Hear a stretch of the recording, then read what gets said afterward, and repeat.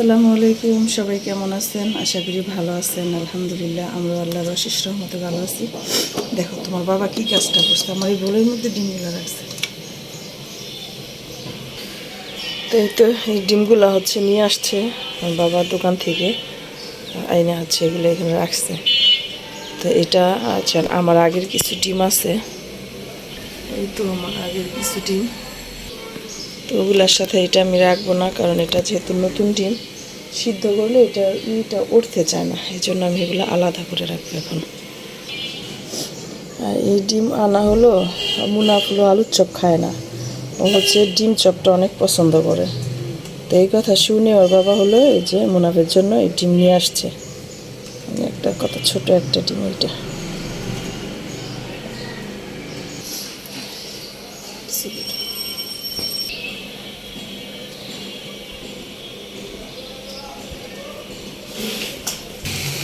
তো আমি কালকে যে চিংড়ি মাছ দিয়ে হচ্ছে যে আলু দিয়ে রান্না করছিলাম, এটা কিছুটা রয়ে গেছে, আমি এখন জাল দিয়ে নিচ্ছি। আমি যে মুরগির মাংস রান্না করছিলাম সেটা অনেকখানি রয়ে গেছে। তো আজকে শুধু এই যে মাছ ভিজেছি আমার আর মুনাফের বাবার জন্য, আর কালকে এই যে, তো এগুলো দিয়ে 2 বাচ্চার হয়ে যাবে। আজকে আর কিছু রান্না করব না, এই মাছটা শুধু রান্না করব। তো আমি এখন যাবো হলো ছাদে, কালকে যে কাপড় দিয়ে আসছিলাম ছাদে, তো সেগুলো নিয়ে আসবো। আজকে আবার এখন কতগুলো কাপড় হয়েছে, আমি ঘরবাড়ি পরিষ্কার করে একটু পরে হলো কাপড় ধুবো, গোসল করবো। আমার এখন সকালের সেহরি খাবে না, এখন কয়টা বাজে? 11টা বাজে। তো দিয়ামণিকে আজকে রোজা রাখতে দিইনি, ঘুম উঠছিল ভোর রাত্রে, কিন্তু বলছি যে আম্মু ভাত খাও, কিন্তু খেয়ে আবার যখন ক্ষুধা লাগে তখন খেয়ে ফেলো। তো এখন খাবে না, জোর করে আমি খাইয়ে দিতেছি, কারণ হচ্ছে কালকে শরীর অনেক খারাপ হয়ে গেছে, চেহারা অনেক খারাপ হয়ে গেছে, এই জন্য যে ছোটো মানুষ আর এমনিতেই খেতে চায় না। তো আমি এখন ওকে খাবার দিচ্ছি, নাও খাও আম্মু, খাও, হ্যাঁ, আবার কালকে থাকবে। ঘর বাড়ি পরিষ্কার করতেছি, আর এখন আমি হলো ঝাড়ু দিতেছি, ঝাড়ু দিয়ে ঘরটা মুছে দিই।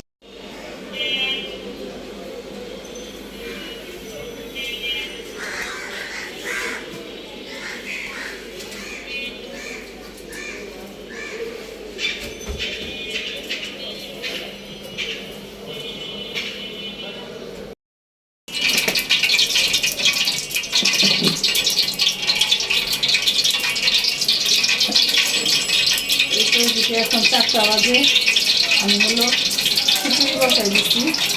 আজকে খিচুড়ি রান্না করবো। মোনা বলতেছিল, অনেক রোজার আগে থেকে বলতেছিলাম একদিন খিচুড়ি রান্না করে, আমি ঠিক সবে বেলাতেই মধ্যে খিচুড়ি রান্না করছি আগের দিনে। তো মোনা হচ্ছে ইফতার করে কোনো কিছুই খায় না, আলু চপ, পেঁয়াজ এগুলো কোনো কিছু খায় না, শুধু একটু ডিম চপ পছন্দ করে। আজকে বলতেছে আম্মু আজকে শুধু খিচুড়ি রান্না করো, ভাত আছে, কালকে অনেকগুলো ভাত রয়ে গেছে, সেই ভাতগুলো হলো মোনাফের বাবা বলছে এটা পানি দিয়ে রাখতে, আমি পানি ভাত খাবো, কিন্তু অনেক গ্যাসের অনেক প্রবলেম দিচ্ছে মোনাফের বাবা।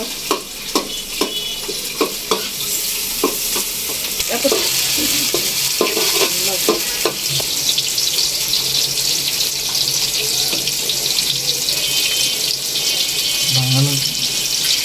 এই যে আমি এখানে হলো ডাল, মুগ ডাল আর মসুর ডাল ভিজায় রাখছি, আর এইখানে হলো ওই যে মুরগির মাংস আমি কাইটা ধুয়ে রাখছি।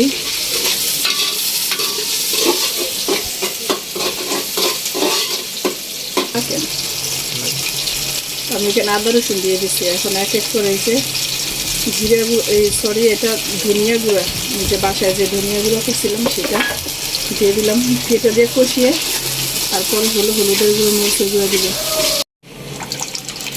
একটা মটরশুঁটি দিয়ে দিলাম। কালারটা কি লাল হয়েছে, এটা হচ্ছে দেশি, আমাদের বিক্রমপুর থেকে নিয়ে আসছিলাম হলুদ মরিচের গুঁড়া।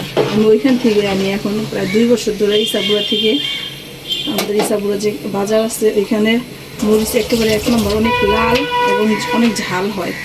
তো আজকে কালারটা সেই হয়েছে। আমি তো সেদিন গিয়েছিলাম আম্মাকে দেখতে, তা আম্মা হচ্ছে আমাকে সাবুরা থেকে এগুলো কিনে দিছে, নিয়ে আসছিলাম। তো ভাবি সেদিন আমাকে যে খিচুড়ি দিয়ে গেছিল, তো আমি তো কিছুই দেয়নি এখনো, আজকে এটা দিয়ে দিলাম। যাবো এটা আন্টিকে দিয়ে আসবো, গেট খুলে হবে। আর ভাবি হলো আজকে আমাদের জন্য ইফতার পাঠাইছে। আবার এখানে আলুর দম আছে, লুচি আছে, সিঙ্গারা, সমুচা, পেঁয়াজু আছে, বুট বাগার। তো ফাইনালি এই যে আমার খিচুড়ি রান্না হয়ে গেছে।